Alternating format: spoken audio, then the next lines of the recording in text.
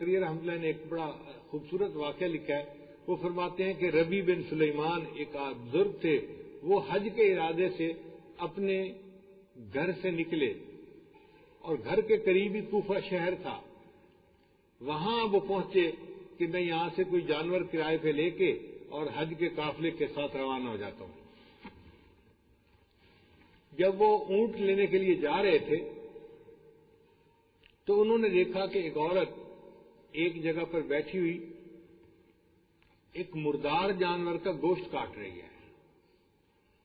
تو انہوں نے کہا کہ یہ تو گدھا یا خچر ہے، مرا پڑا ہے، اور اس خچر کا یہ گوشت کیوں کاٹ رہی ہے؟ تو وہ کہتے ہیں کہ میرے دل میں خیال آیا کہ پتہ نہیں یہ عورت ایسی نہ ہو کہ جو یہ گوشت پکا کے لوگوں کو کھلا دے. تو یہ تو مردار کا گوشت ہے، اور مردار کا گوشت کھانا تو کسی مذہب میں بھی جائز نہیں ہے. تو میں ذرا پتہ تو کروں. وہ عورت اس گوشت کو لے کر چلی اور ایک گھر کے اندر داخل ہو گئی.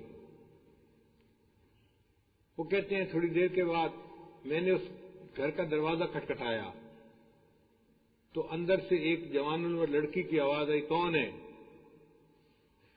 میں نے پوچھا کہ میں پتہ کرنے آیا ہوں کہ ایک عورت یہاں پر مردار کا گوشت لے کے آئی ہے،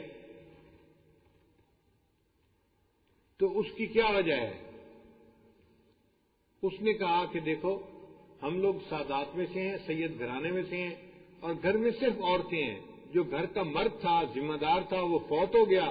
اب پیچھے گھر والوں کو سپورٹ کرنے والا کوئی نہیں ہے، اور ہمارے اوپر چوتھا دن فاقے کا گزر رہا ہے اور کچھ کھانے کو نہیں تھا.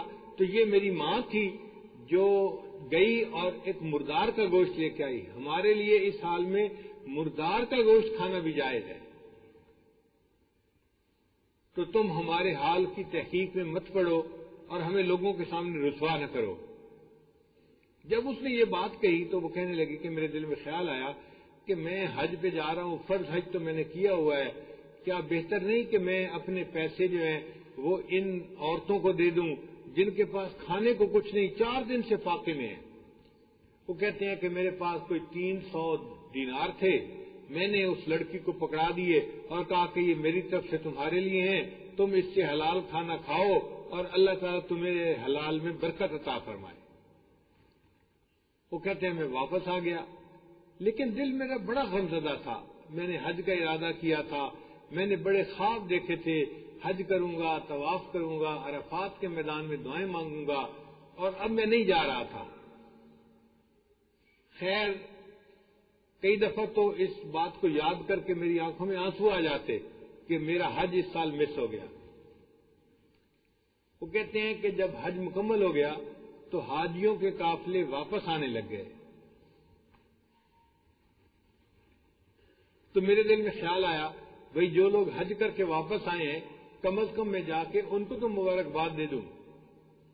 تو میں جس قافلے کو جا کے ملا، السلام علیکم، وعلیکم السلام، اللہ آپ کا حج قبول کرے. وہ کہ جی اللہ آپ کا بھی حج قبول کرے. میں کہوں میں نے تو حج نہیں کیا. وہ کہ سبحان اللہ، کیا بہانے کرتے ہو، فلاں جگہ مینا میں آپ سے میری ملاقات ہوئی، اس جگہ عرفات میں ملاقات ہوئی، اس جگہ رمی جمار کے موقع پہ آپ سے ملاقات ہوئی، اور اب آپ کہتے ہیں میں حج پہ نہیں گیا. اللہ ہماری حج قبول کرے تو آپ کی بھی حج قبول کرے. پھر میں دوسرے قافلے کے پاس گیا، وہاں بھی یہی ہوا. کہتے کہ کئی قافلوں کے پاس میں گیا، سب نے کہا کہ تو ہم نے تو آپ کو حج میں دیکھا ہے. پھر کوفہ کے لوگ واپس آئے جو شہر کے تھے میرے، میں نے ان کو مبارکباد دی تو انہوں نے بھی مجھے مبارکباد دی، اللہ آپ کا بھی حج قبول کر لے. میں نے کہا بھائی میں تو حج پہ نہیں گیا. ان کا یار کوئی کرنے والی بات ہے، آپ حرم سے نکلتے ہوئے مجھے نہیں ملے تھے. دوسرے نے کہا آپ فلاں جگہ پہ مجھے نہیں ملے تھے. تیسرے نے کہا مجھے نہیں ملے تھے. پھر ایک بندہ آ گیا اور اس نے آ کے مجھے ایک تھیلا دیا. اس نے کہا بھئی آپ نے مجھے مینا میں تھیلا پکڑایا تھا کہ یہ تھیلا رکھ لو، میں آپ سے لے لوں گا. پھر اس کے بعد آپ ملے ہی نہیں تو میاں اپنا تھیلا واپس لے لو. کہتے میں حیران کہ میں نے تو تھیلا نہیں دیا تھا، حج پہ بھی نہیں گیا. تھیلا میں لے کے آ گیا اور میں آ کے بڑا غمزدہ تھا اور میں آ کے سو گیا. حیران بھی بڑا تھا، لوگ کیسے مجھے حج کی مبارکباد دیتے ہیں. کہتے ہیں جب میں خواب میں سویا تو مجھے خواب میں نبی علیہ السلام کی زیارت نصیب ہوئی.